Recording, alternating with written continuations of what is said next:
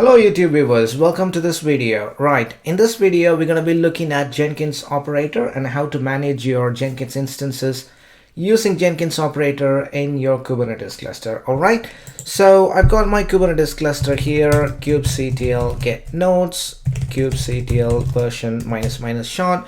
So my Kubernetes is based on K3s, which is Rancher's lightweight Kubernetes distribution. So I've done few videos on K3s and also a video on K3d, which is what I'm running in this video.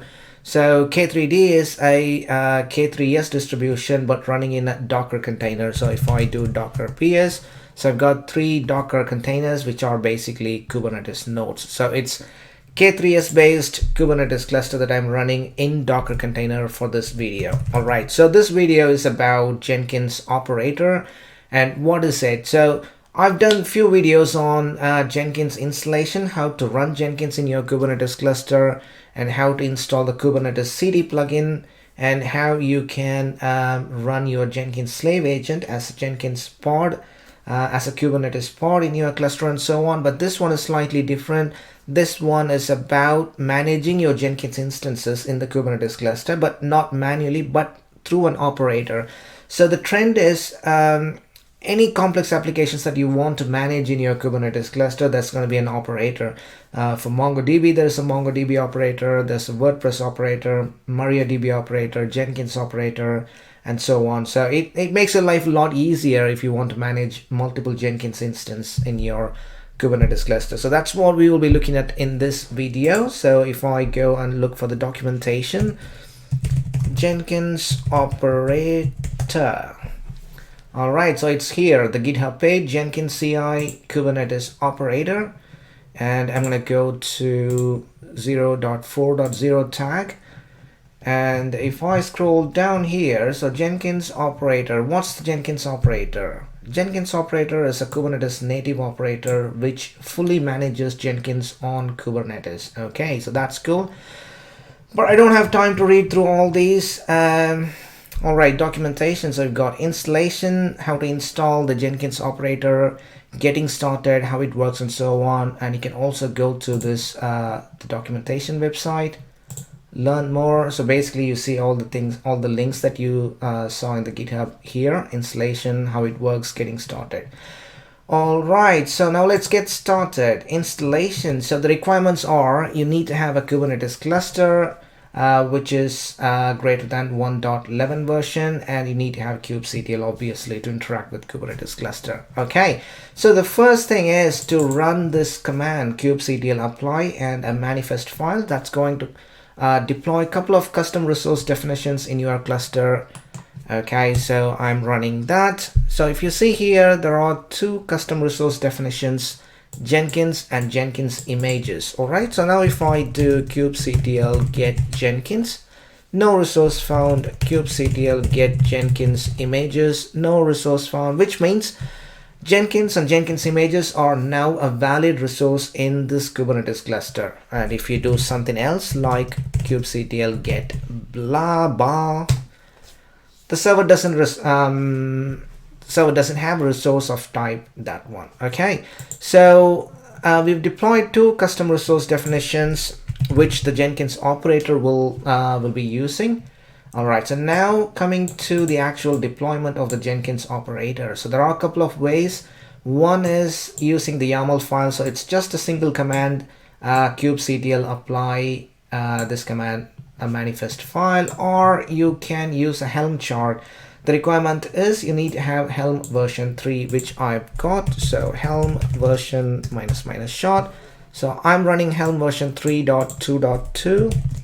Helm repo list. I've only added the stable repo, but I need to add the Jenkins CI repo here. Yes.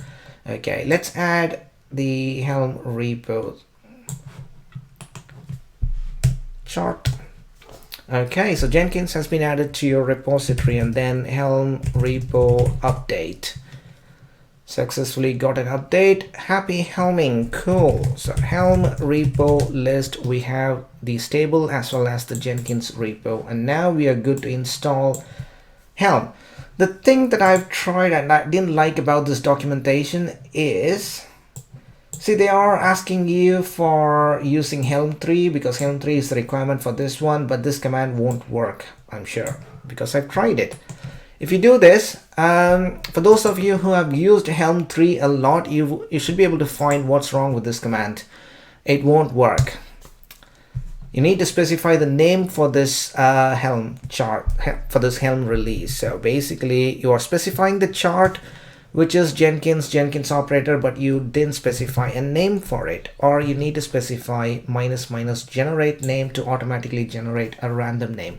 But I'm going to specify a name here, Jenkins Operator. Okay, so Helm Install Jenkins Operator. So that's the chart that we are going to install, but I don't like to install the chart blindly. I need to have a look at what it's actually going to install before actually installing it. So what I'm going to do is, let me inspect the values. Helm inspect values, and if I pipe that to temp Jenkins operator dot values, okay, so now I've got a manifest that I can look and see what it's going to do before actually deploying anything. All right, so Helm inspect values and the chart name, pipe that to a temporary file, and now we can take a look at that file and see what it's going to deploy.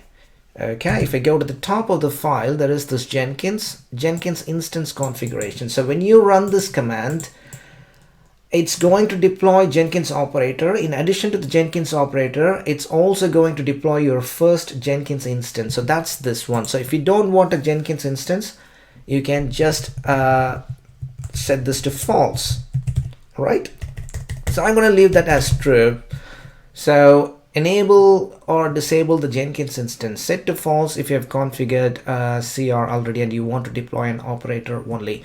So if you just want to deploy the Jenkins operator for this time using this Helm install command, set this to false.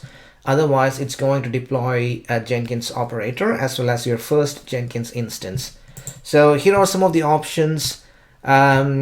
The name of the Jenkins instance that it's going to deploy, in which namespace it's going to deploy, the type of image, which image, container image, and so on. And then it's basically simple things that you can go through, and make sure you've got enough resources in your Kubernetes cluster. For example, here it says the request section, it says CPU 1 and memory is half a gig, 500 meg. So unless your Kubernetes cluster has at least one CPU and 500 meg memory, this Jenkins instance won't get deployed. It will be in a pending state. Okay. And the other thing I wanted to mention is, if you look down here, PVC. So this Jenkins operator assumes that you've got some form of dynamic volume provisioning installed or deployed in your Kubernetes cluster. All right, so I've got a dynamic NFS volume provisioning set up in my cluster. So if I create a PVC, it's going to automatically create a persistent volume for me. So make sure you've got some form of dynamic volume provisioning, because this deployment expects persistent volume, dynamic volume provisioning. All right, so otherwise you can set this to disable. You can set that to false. All right, so that's the backup. By the way, this Jenkins operator that we are going to deploy is capable of doing a backup and restore of all your Jenkins instances, but I'm not going to go through that in this video. Maybe it might be for a next video or some future videos. All right, so down here, operator replica count is 1. The image that we are going to use for the Jenkins operator is this one, Virtuous Lab. All right, so I'm all good with that a chart. So now I can do Helm install. Obviously I need to specify the name, Helm install, but before that let me show you kubectl get storage class.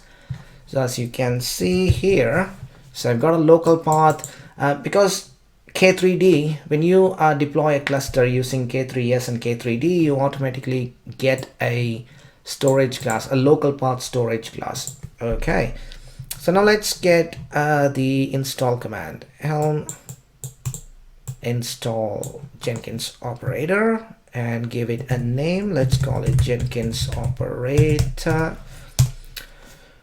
All right, so that will deploy a Jenkins operator, and it has also given us some information about how we can access the first Jenkins instance, which I will show you in a minute.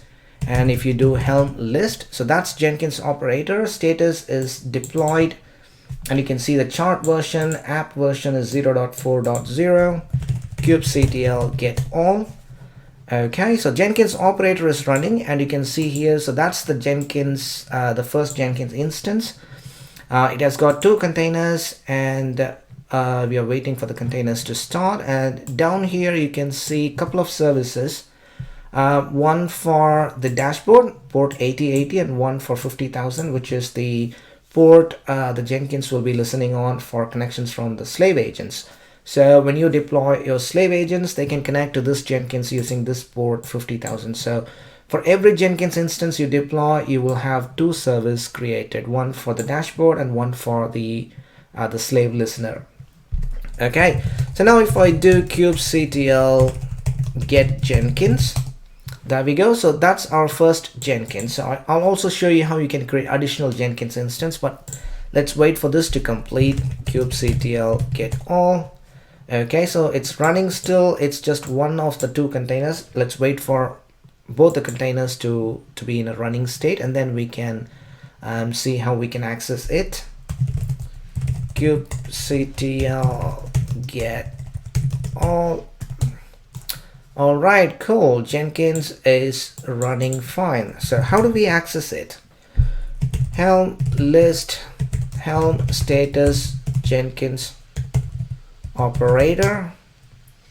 Okay, so it has given us a couple of commands to actually find out what's the username and password to use to log into Jenkins. Let's find that out first. And if I do kubectl get secrets, okay, so our Jenkins is this one, credentials, Jenkins operator, credentials, Jenkins. So that's the one that contains the username and the password that we need to log into our Jenkins instance.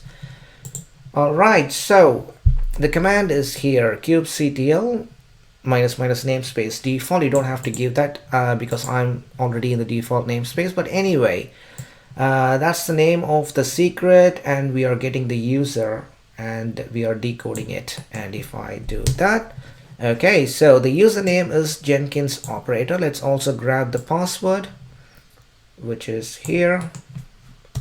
Okay, so the password is here. Now let's try to log in. So how do we log in? We've got this service, but we haven't exposed the service. So if I do kubectl get service, so that's the one that we need to access, but it's actually cluster IP. It's not exposed outside the cluster. So either you need to expose it through a load balancer or node port or a simply port forwarding. So Helm status Jenkins operator. So that gives us the command to do the port forwarding. It's basically that command. All right, so basically I'm also going to do this again because I haven't copied my username and password. That one. All right, so we've got that, and let's also do the port forwarding command. That one. Okay, so now we should be able to access port 8080 from our local host. And if I do localhost colon 8080, cool, that's our Jenkins dashboard. The username is Jenkins operator. Copy and paste Jenkins operator, and the password is that one. Copy and paste. Cool, so we're logged into our Jenkins dashboard. Cool, I'm gonna log out and I'm gonna close the port forwarding connection. Cool, so that's our first Jenkins, kubectl get Jenkins. Okay, so how about creating another Jenkins instance? So we've got one Jenkins instance. Let's try and create another Jenkins instance. So for that, if you look in here, getting started, latest, deploy Jenkins. So they've given us a sample manifest that we can use. So I'm going to copy that manifest here. And I don't want the seed jobs. I'm just going to copy until this one. So basically seed jobs, if you're used to Jenkins, seed jobs are like you can use the job to create additional jobs. So for example, if you've got like 50 or 100 Jenkins jobs, you don't have to create all those jobs manually once you've launched your first Jenkins instance. The way it works is basically all the jobs, you configure them as you write those jobs, you store them as a text file, as a configuration file, and then this seed job will read those configuration files and then create those jobs for you. So it's basically configuration as a code or something. So for that you need to have I think it's a seed plug. I think it's called Jenkins seed plugin, which you need to install on your Jenkins machine, and then you just need to create one job called a seed job that will read the configuration and then create all the jobs and so on. But I'm not interested in that, so let me just grab up to here, API version up to here, copy, and let's create a file called secondjenkins.yaml and paste it. Okay, so the only thing I'm going to change is the name from example to second Jenkins. Save that, and now I'm going to do kubectl get Jenkins. I've just got one Jenkins, which was initially installed by the Jenkins operator when we deployed the Helm Install command. So now kubectl create -f temp second jenkins.yaml. Cool. So now if I do kubectl get Jenkins, there we go. So that's our second Jenkins. And if I do kubectl get all, pod Jenkins second Jenkins is terminating. I don't know why it's in the terminating state. Kubectl get all. Okay, container is getting created. Kubectl get Jenkins. So that's our second Jenkins. Kubectl get all. Kubectl get pods. So I'm gonna watch kubectl get pods, and I'm gonna wait for the second Jenkins to get created, and then again it's going to be the same process of logging into that Jenkins. Okay, it's running, but the container is not ready yet. So let's wait for this container to become ready, and then basically we just need to grab the username and password from the secrets file and then do a port forwarding. If you want, you can do node port and or load balancer. If you've got if you're running this in the cloud, you can use load balancer, or if you're running it on-prem or locally on your workstation, you need to deploy metal LB in order to use in order to expose this as a load balancer service. Okay, cool. So the second Jenkins is up and running now. Kubectl get secrets. Okay, as you can see here, now we've got the credential second Jenkins, and that one is from our previous Jenkins installation. This one is for our second Jenkins. Okay, so there we go. And how do we access it? So basically, if we use the same command, kubectl, what is it? The command that we used to get the credentials. Yeah, it's here, the username. And Jenkins operator credentials, I think it's called second Jenkins. Yep, Jenkins operator, and again, the password is, so that's the new password, kubectl get service. So now we can see additional two services, one for the dashboard port 8080 and one for the slave port, Jenkins slave agent listener port. And these two are for the first Jenkins, these two are for the second Jenkins. And now let's do a kubectl port forwarding. Kubectl port forward Jenkins second Jenkins 8080. All right. Localhost colon 8080.